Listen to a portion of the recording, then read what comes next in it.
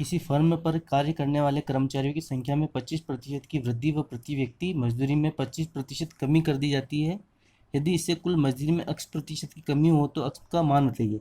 देखिए, मैंने पहले भी आपको बताया था कि जब दो प्रोडक्ट हो, एक में कमी और एक में वृद्धि हो रही हो, तो हमें उससे निकालने के लिए एक फॉर्मूला मैंने आपको बताया था, plus minus X plus minus Y plus minus X Y by 100। ठीक है, तो वही यहाँ लगा दीजिए। क्या हो जाएगा, पहले तो क्या 25 की वृद्धि, तो ये 25 पॉजिटिव, फिर 25 नेगेटिव कमी हो रही है, फिर इन दोनों का प्रोडक्ट क्या आ जाएगा, जब माइनस के 25 को प्लस के 25 से मल्टीप्लाई करोगे तो माइनस का 625 बटा 100। ठीक है, तो ये क्या आ जाएगा, 25 से तो 25 कटेगा और ये क्या बचाएगा, माइनस का 6.25%।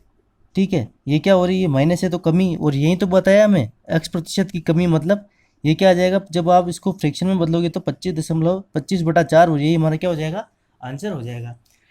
73 में आएगा, किसी वस्तु के मूल्य में 50% की वृद्धि हो जाए तो इसकी खपत में कितने भाग की कमी की जाएगी, इसकी खपत पर होने वाला व्यय पहले जितना रहे। देखिए, ये क्वेश्चन भी हम पहले कर चुके हैं। मैंने आपको बताया था कि दो प्रोडक्ट हैं, एक में कमी वृद्धि हो रही है लेकिन प्रोडक्ट सेम रहना चाहिए, तो इसमें कुछ ना कुछ कमी होगी। ये निकालने के लिए हमारे पास क्या फॉर्मूला था, R/100 plus minus R into 100। यहाँ क्या हो रहा है, 50 की वृद्धि मतलब 50, नीचे वृद्धि मतलब क्या हो जाएगा, 150 इंटू 100। ये टोटल कितना आएगा आपके पास, इसको आप काटोगे तो 100/3। अब आप यहाँ देखिए कि वो क्या रहा है कि कितने भाग की कमी। अब जब इसको आप भाग, ये हमारा परसेंटेज में है, जब आप इसको फ्रैक्शन में बदलोगे तो क्या होगा कि 1/100 का 100 इससे भाग लगाना पड़ेगा। तो जब आप इसे काटोगे तो ये क्या आ जाएगा हमारा 1/3 भाग, और ये क्या आ जाएगा हमारा आंसर। ठीक है, यह हमें परसेंटेज में ना पूछ के फ्रैक्शन में पूछा है, इसलिए हमने परसेंटेज में 100 का भाग लगा दिया, तो हमारे पास इसका भाग निकल के आ गया। ठीक है, तो हमारा आंसर क्या हो जाएगा, 1/3। चीनी के भाव में 20% कमी हो गई। अब एक व्यक्ति 36 रुपये में 500 ग्राम चीनी अधिक खरीद पाता है, तो चीनी का पर केजी प्रारंभिक भाव था। देखिए, सेम यही क्वेश्चन हम 68 और 69 कर चुके हैं, लेकिन यहाँ एक 500 ग्राम दिया है, आप इसको केजी में समझना, इसलिए मैंने ये क्वेश्चन लिया है। ठीक है, यूनिट का ध्यान दिया कीजिए। अब देखिए, मैंने आपको बताया था कि आरंभिक मूल्य का फॉर्मूला हमारे पास क्या था, आरंभिक मूल्य R/100 plus minus R into rate upon KG. ठीक है, तो अब देखिए 20% की कमी मतलब 20, तो यहाँ 100 में से 20 माइनस करेंगे तो क्या आएगा 80। रेट कितनी दे रखी है, 36 रुपये। अब आप यहाँ देखिए 500 ग्राम दे रखा है और यहाँ पर केजी प्रारंभिक भाव पूछा है, तो हमको इस ग्राम को केजी में कन्वर्ट करना पड़ेगा। तो ये क्या आ जाएगा, हाफ, मतलब 500 ग्राम को केजी में कन्वर्ट करोगे तो आधा का आधा केजी आएगा ना। ठीक है, इससे आप सोल्व कर लीजिए। ये 2 ऊपर जाएगा तो ये क्या हो जाएगा 72, और ये आपस में 20 से कटेगा तो ये क्या बचेगा 1/4 इंटू 72। इसे आप काटेंगे तो ये क्या आएगा 18, मतलब प्रारंभिक मूल्य क्या था 18 रुपये पर केजी। और अगर ये हमें बाद का मूल्य पूछ लेता तो हम 18 का 20% निकाल के उससे 18 में से माइनस कर चुके होते, मतलब 18 का 20% कितना आएगा 3.6। तो 18 को जब 3.6 से माइनस करोगे तो वो इसके बाद वाला मूल्य आ जाएगा। लेकिन हमें यहाँ पूछा प्रारंभिक मूल्य है, तो प्रारंभिक मूल्य का फॉर्मूला यही है, हमारा क्या आ गया इसका आंसर 18 रुपये पर केजी। बी को ए से 20% कम अंक प्राप्त हुए, ए को बी से कितने प्रतिशत अधिक अंक प्राप्त हुए। ठीक है, देखिए यहाँ देखिए, अगर ए और बी क्या कह रहा है कि बी को ए से 20% अंक प्राप्त हुए, मतलब बी ए को जहाँ 100 मिले तो बी को कितने मिले होंगे 80। अब वो क्या करे कि ए को बी से कितने प्रतिशत अधिक अंक प्राप्त हुए, मतलब ए को कितने अंक अधिक प्राप्त हुए हैं 20, कितने से 80 से। तो ठीक है, 20/80 इंटू 100। ठीक है, वो बी से बोल रहा है ना, तो ठीक है, ये कितना 4 बार कटेगा तो कितना आएगा 25%। ठीक है, और ये हमारा क्या हो जाएगा, आंसर हो जाएगा 25%। अब नीचे वाले क्वेश्चन में देखिएगा, बहुत शानदार क्वेश्चन है। रमा के व्यय तथा बचत 5:3 का अनुपात है। ठीक है, व्यय तथा बचत में 5:3 है। यदि उसकी आय में 12% तथा व्यय में 15% की वृद्धि हो जाए तो उसकी बचत में कितने प्रतिशत की वृद्धि होगी। अब आप यहाँ देख लीजिए, व्यय कितना है, व्यय प्लस जो बचत होती है वही कुल टोटल हमारी आय होती है ना, यही तो होता है। ठीक, तो यहाँ क्या कह रहा है कि इसको हम 50 मान लेते हैं और इसको 30 मान लेते हैं। ठीक है, तो ये टोटल कितनी आय हमारी कितनी हो रही है 80। अब वो क्या कह रहा है कि आय में 12%, तो आय में अगर 12% की वृद्धि होती है तो 80 का 12% कितना निकल के आएगा हमारा, 80 इंटू 12/100, ठीक है, 12/96, तो ये कितना आएगा 9.6, मतलब इसमें आय कितनी हो गई 89.6 हो गई जब 12% की वृद्धि हुई तो, ठीक है। और क्या कह रहा है कि व्यय में 15% की वृद्धि, व्यय कितना है 50, 50 का 15% कितना हो जाएगा हमारा 15/100, 7.5, तो ये 50 का कितना हो जाएगा 57.5, अगर 7.5 की वृद्धि हो रही है तो कितना हो जाएगा 57.5। अब आप देखिए तो बचत कितनी रही होगी यहाँ चेंज होने के बाद 89.6 में से जब हम 57.5 घटाएंगे तो ये क्या आएगा 32.1, मतलब यहाँ अब क्या कह रहा है कि बचत में कितने प्रतिशत की वृद्धि, मतलब 30 से कितना हो रहा है 32.1, मतलब कितना बढ़ा है 2.1, किस पे बढ़ा है 30 पे, तो इसका प्रतिशत निकाल लेंगे हम 2.1/30 इंटू 100, ये दशमलव हटेगा तो नीचे क्या आएगा 10, 1 0 से 1 0, 1 0 से 1 0, 21 में 3 का भाग देंगे तो क्या आएगा 7%, और यही हमारा क्या हो जाएगा आंसर हो जाएगा। ये बहुत ही शानदार क्वेश्चन है, इसको एक बार वापस देखिएगा, ठीक है। 30% एल्कोहल सांद्रता वाले मिश्रण में 50% एल्कोहल सांद्रता वाले मिश्रण को किस अनुपात में मिलाए कि एल्कोहल सांद्रता 45% हो जाए, ठीक है। जब भी इस तरह का हमें दे रखा होगा ना कि दो समान चीज़ें दे रखी हो और समान चीज़ का ही हमें परसेंटेज दे रखा हो, मतलब तीनों एक समान है, ये भी परसेंटेज परसेंटेज परसेंटेज, और किसका एल्कोहल का एल्कोहल का एल्कोहल का, तो इससे इस तरह के क्वेश्चन को हम एलिगेशन मेथड से सोल्व करते हैं। एलिगेशन मेथड होता क्या है देखिएगा, सबसे पहले यहाँ लिख लीजिए 30% और 50%, इन दोनों को मिलाना है ना, और इन दोनों को मिला के हमें लाना कितना है 45%, तो ये इसको यहाँ 45% को यहाँ लिख दीजिए। अब देखिए इसमें से इसको माइनस करिए 50 में से 45 को तो क्या आएगा 5, 45 में से 30 को माइनस करिए तो क्या आएगा हमारे पास 15, ठीक है। अब ये अनुपात आ गया, इसको सोल्व करिए तो ये क्या आएगा 1:3, और यही हमारा क्या हो जाएगा हमारा आंसर हो जाएगा, ठीक है। मतलब एक मात्रा तो 30% की मिलानी पड़ेगी और उसी में 3% अगर हम 50% वाली मात्रा मिला देंगे तो हमारा क्या हो जाएगा 45% वाली सांद्रता आ जाएगी, ठीक है। यदि 7% लवण वाले 12 लीटर घोल को उबालकर 4 लीटर पानी को वाष्पित कर दिया जाए तो बाकी बचे घोल में लवण का प्रतिशत होगा। यहाँ देखिए 12 लीटर में 7% लवण, मतलब 12 का जब आप 7% निकालोगे तो कितना आएगा 12×7 = 84/100, मतलब 0.84, तो क्या है हमारे पास लवण है। अब देखिए वो क्या कह रहा है कि 4 लीटर पानी को वाष्पित, मतलब जब 12 में से 4 लीटर पानी वाष्पित हो जाएगा तो बचेगा कितना हमारे पास 8, और ये यही तो कह रहा है कि बचे घोल में लवण का प्रतिशत, मतलब है कितना हमारे पास 0.84, और है बचा हुआ कितना 8, तो इसका प्रतिशत निकालना है तो ठीक है, ये प्रतिशत निकालेंगे तो 100 से मल्टीप्लाई कर लेंगे, ये क्या आएगा हमारे पास दशमलव हटाएंगे 100, 100 से 100 कटेगा, इससे जब हम काटेंगे तो ये क्या आएगा 10.5%, और ये क्या हो जाएगा हमारा आंसर हो जाएगा। अब देखिए 79 हम कर चुके हैं, 80 वाला ये भी हम पिछले वो चीनी के दाम वाला जो हमने किया था वही formula R/100 ± R into rate upon kg, ठीक है।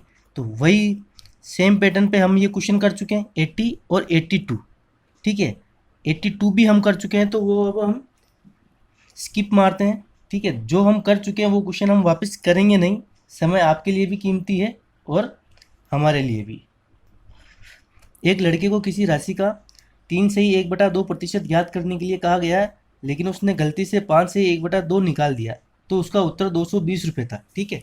मान लीजिए कोई राशि थी x, उसको निकालने के लिए क्या कहा था 3 से 1/2, लेकिन उसने निकाला क्या 5 से 1/2, 2 × 5 10, 1 11, मतलब 11/2, 5 से 1/2 को मैं 11/2 भी लिख सकता हूँ ना, और ये आया कितना उसके पास, उसका उत्तर कितना था 220। आप इसको काटिए, ये क्या आएगा 20, तो x की वैल्यू हमारे पास क्या आ जाएगी 40। अब हमें क्या उसका वो कहना क्या चाह रहा है कि सही उत्तर क्या होता, सही उत्तर मतलब जब हम x को इससे मल्टीप्लाई करते तो वो होता ना, तो x की वैल्यू क्या है हमारे पास 40, 40 को जब हम 3 से 1/2 से मल्टीप्लाई करेंगे, मतलब 3 से 1/2 को हम क्या लिख सकते हैं 3 दूनी 6 1 7, 7/2, ठीक है। 2 को 40 से काटेंगे तो क्या आएगा 20, 20 को 7, 20 को 7 से मल्टीप्लाई करेंगे तो क्या आएगा 140 रुपये, और ये क्या हो जाएगा हमारा आंसर, मतलब बी वाला हमारा आंसर। किसी वस्तु के मूल्य में 15% की वृद्धि कर दी जाती है तो कोई उपभोक्ता उस वस्तु पर किए जाने वाले व्यय को पहले जितना ही रखना चाहे तो वस्तु की खपत में कितने प्रतिशत की कमी करनी होगी। देखिए कम से कम 4 या 5 बार हम ये क्वेश्चन कर चुके हैं और मैंने आपको पहले ही बताया कि जब भी दो प्रोडक्ट दिए हों, ठीक है, एक में वृद्धि कमी हो रही हो तो दूसरे में इसमें कमी तो इसमें वृद्धि होगी। हमें प्रोडक्ट सेम रखना है ना, चेंज करने के बाद भी अगर प्रोडक्ट सेम रखना है तो एक में वृद्धि या एक में कमी होगी। ठीक है, तो इसके लिए मैंने आपको बता रखा है formula R/100 plus minus R into 100। यहाँ क्या दे रखा है हमें 15% की वृद्धि, मतलब 15 बटा नीचे क्या आ जाएगा 115 इंटू 100। जब आप इसे सोल्व करेंगे तो ये क्या आएगा 3 बार और ये क्या आएगा 23, मतलब क्या आएगा 300 बटा 23। और जब आप इसे सोल्व करेंगे तो ये आपके आ जाएगा 13 सही 1/23%। ठीक है, 300 बटा 23 को देखते ही समझ में आ रहा था कि इसका आंसर बी ही होने वाला है। अब देखिए 84 भी 83 से मिलता जुलता, केवल लैंग्वेज चेंज है। ठीक है, लैंग्वेज चेंज होती रहेगी लेकिन आपका पैटर्न यहीं पर घूमता रहेगा। ठीक है, इसलिए मैंने आपको ये फॉर्मूला प्रीफर करने के लिए कहा है ताकि क्वेश्चन किसी भी पैटर्न का हो, लैंग्वेज कैसी भी बदल दे, आपको क्वेश्चन करने में आसानी होगी। अब देखिए क्वेश्चन नंबर 85, देखिए बहुत ही शानदार क्वेश्चन है। किसी वस्तु की दलाली की दर 6% से बढ़कर 8% होने पर भी दलाल की आय अपरिवर्तित होती रहती है तो उसके व्यापार में कितने प्रतिशत की कमी है। कहना क्या चाह रहा है कि मान लीजिए पहले क्या था कि दलाली कितनी थी x का 6%। ठीक है, 6% हटाओगे तो 100। और क्या कह रहा है कि बाद में मान लीजिए x से बड़ा या घटा कुछ भी हुआ, परिवर्तित हुआ ना, तो वो y हो गया और ये क्या हुआ 8% हो गया। ठीक है, मतलब ये दोनों चीज़ आय अपरिवर्तित, मतलब दोनों बराबर थे। तो अब यहाँ एक्स वाई का रिलेशन निकल जाएगा। देखिए 100 से 100 कटेगा तो ये क्या आ जाएगा हमारा 3x इक्वल टू 4y। तो x और y का अनुपात क्या निकल के आया हमारे पास, x बटा y क्या निकल के आया 4/3। आप इसको ऐसे भी लिख सकते हैं x अनुपात y इक्वल टू 4/3। अब ये क्या कह रहा है कि इसके व्यापार में कितने प्रतिशत की कमी है, मतलब पहले क्या था, पहले 4 था और अब क्या हो गया 3, मतलब कमी कितने की है ये 1 की। 1 की कमी किस पे, ये 4 पे, तो आप प्रतिशत निकाल लीजिए। 1 की कमी किस पे 4 पे इंटू 100, तो ये क्या आ जाएगा आपके 25%। और यही हमारा क्या हो जाएगा आंसर हो जाएगा 25% की कमी आई है। कोलकाता से किसी स्थान का बस किराया तथा रेलगाड़ी किराया क्रमशः 20 रुपये तथा 30 रुपये थे। ठीक है, तथा इनमें क्रमशः 10% व 20% की वृद्धि की गई तो रेलगाड़ी के नए तथा बस के नए किराए का अनुपात क्या होगा। यहाँ देखिए बस और रेल, बस का किराया पहले कितना था 20 रुपये और रेल का किराया कितना था 30। अब यहाँ क्रमशः वृद्धि कितनी हो रही है, 20 में 2% की वृद्धि करेंगे, क्या 10% की वृद्धि करेंगे तो कितना होगा 2 बढ़ेगा, 2 इंक्रीज होगा तो ये कितना हो जाएगा 22। और रेल में कितनी हो रही है 20% की वृद्धि, मतलब 30 का जब 20% निकालोगे तो कितना आएगा हमारे पास 6। तो ये कितना हो जाएगा 30 + 6 36। अब इनका अनुपात देख लीजिए, 2 से काटिए, ये क्या है 11/18 और यही हमारा आंसर हो जाएगा। हमारा आंसर क्या होगा ये 11/18। राम 75% सत्य बोलता है जबकि सुरेश 80% सत्य बोलता है, तो बताओ कि कितने प्रतिशत स्थितियों में दोनों एक दूसरे का खंडन करेंगे। खंडन का मतलब जब ये सत्य बोलता हो तो जब राम सत्य बोले और सुरेश असत्य बोले, जब सुरेश सत्य बोले और राम असत्य बोले, तो यहाँ क्या होगा। अब देखिए आप 75% राम सत्य बोलता है। ठीक है, 75% मतलब फ्रैक्शन में कन्वर्ट करेंगे तो 3/4। अगर ये सत्य बोलता है तो झूठ कितना बोलेगा, यहाँ झूठ ये बोलेगा 3/4 है तो ये क्या हो जाएगा 1/4, मतलब 1 - 3/4 करोगे तो 1/4 आ जाएगा। ये क्या आया राम के लिए। और वही जब हम सुरेश का करेंगे तो सुरेश क्या करता है 80% सत्य बोलता है। 80% का मतलब 4/5 फ्रैक्शन में कन्वर्ट कर रहे हैं, तो ये यहाँ कितना आ जाएगा हमारे पास 1/5, मतलब सत्य बोलता है 4/5 और झूठ बोलता है 1/5। अब आप देखिए कि एक दूसरे का खंडन, मतलब जब राम तो सत्य बोले, ठीक है, और सुरेश असत्य बोले, मतलब इनका मल्टीप्लाई हो जाएगा प्लस।